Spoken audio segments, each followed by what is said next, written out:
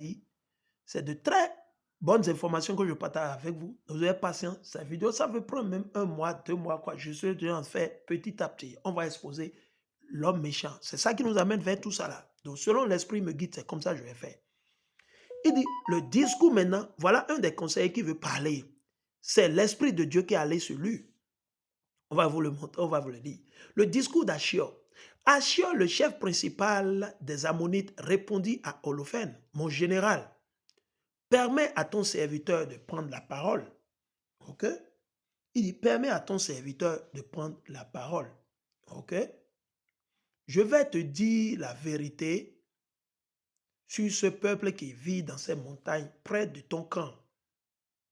Je te parlerai franchement. Il va lui dire la vérité. Il n'est pas un traître, il n'avait pas peur. Ce peuple descend d'un groupe de Chaldéens. Vous voyez ce que ça dit?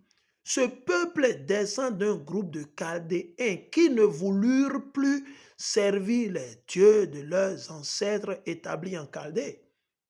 Ils renonçaient aux traditions ancestrales pour adorer le Dieu du ciel qu'ils considéraient comme le vrai Dieu.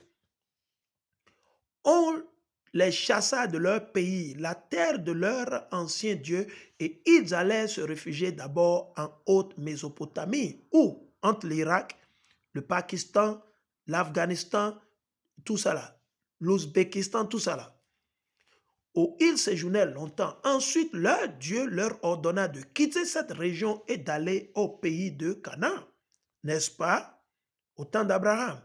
Il s'y établit, amassait beaucoup d'or et d'argent et devint propriétaire de grands troupeaux. Vous avez vu, la richesse vient par l'élevage. Vous avez vu, non? Troupeaux. Ceux qui élèvent les moutons, les bœufs, les bœufs, les taureaux. Voilà. Plus tard, une famine s'étendit sur tout le pays de Canaan. Ils durent alors passer en Égypte où ils trouvaient de quoi subsister. Ils devinrent là-bas un si grand peuple qu'on ne pouvait plus les compter. Où? En Égypte. Mais le roi d'Égypte se tourna contre eux. Ah bon? Comme Emmanuel Macron, comme Donald Trump, même chose. Mais le roi d'Égypte se tourna contre eux et les exploita en leur imposant la pénible fabrication des briques. Ah bon? Donc nous avons été briquetiers et maçons. Ah, donc je vois, raison pour laquelle les Béninois, c'est les meilleurs maçons. Les Togolais, les Ghanéens. Waouh! Ah bon? Je pensais que c'était les faux blancs les meilleurs maçons. Non, il dit, mais le roi d'Égypte se tourna contre eux et les exploita en leur imposant la pénible fabrication des briques. Il fabrique des briques pourquoi? Pour construire des maisons. Les pyramides, à qui? À Pharaon et son peuple. On les humilia, on était humiliés, on les traita comme des esclaves. On était des esclaves. Ils supplièrent, non, ils sont allés faire des coalitions avec la France, l'Allemagne, la Russie, la Chine. Non, ils supplièrent leur Dieu qui frappa l'Égypte entière, toute l'Égypte entière. C'est ce que nous vous disons, chers frères et sœurs. La seule solution, c'est de supplier l'Éternel à travers qui? À Mashiach Yahushua, celui que vous appelez ignoramment Jésus-Christ. C'est le seul. Même si vous avez les meilleures batteries de missiles, ça ne va pas vous aider. OK? Qui frappa l'Égypte entière de fléaux pour lesquels il n'y avait pas de remède. Il n'y avait pas de remède. Alors les Égyptiens les expulsèrent. Dieu mit la mer rouge à sec devant eux. Imaginez, c'est Dieu qui l'a fait, ce n'est pas Moïse. Et il les dirigea vers le mont Sinaï. Vers où? Le mont Sinaï, là où on a reçu les lois, les ordonnances, les commandements et les statuts. Et Kadès Barnéa, ils mirent en fuite tous les habitants du désert, puis ils occupèrent le pays des Amorites et furent assez forts pour exterminer les habitants de Échébon.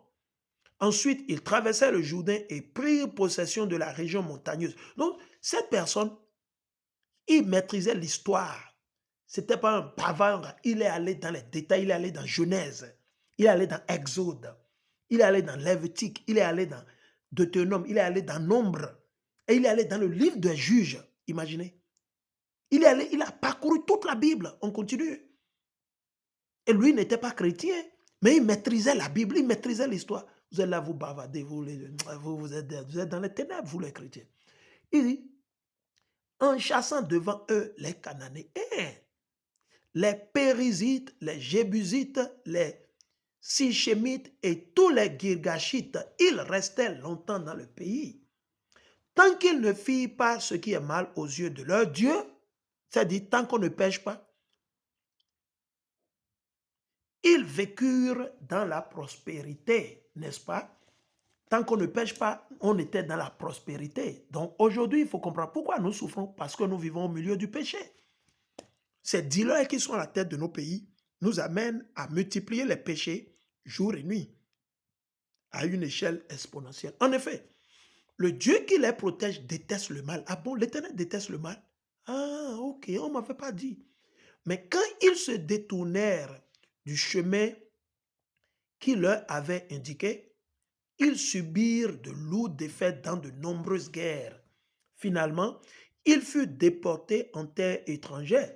Le temple de leur Dieu fut détruit. Il fait recours à quoi? À Babylone, au temps de Jérémie, d'Ésaïe, et la liste continue. Au temps de qui? D'Ézéchiel. C'est de ça que le monsieur fait recours là. En terre étrangère, c'est Babylone. Au temps de Nebuchadnezzar, le temple de leur Dieu fut détruit et leurs villes tombèrent au pouvoir de leurs adversaires, de nos ennemis.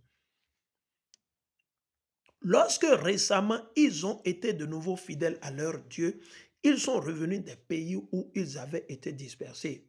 Nous sommes revenus. Ils ont réoccupé Jérusalem où se trouve leur temple et se réinstallèrent dans la région montagneuse restée sans habitants. Maintenant, mon général, donc il a donné toute l'histoire. C'était quand on était revenu du premier exil du premier exil babylonien, le premier esclavage.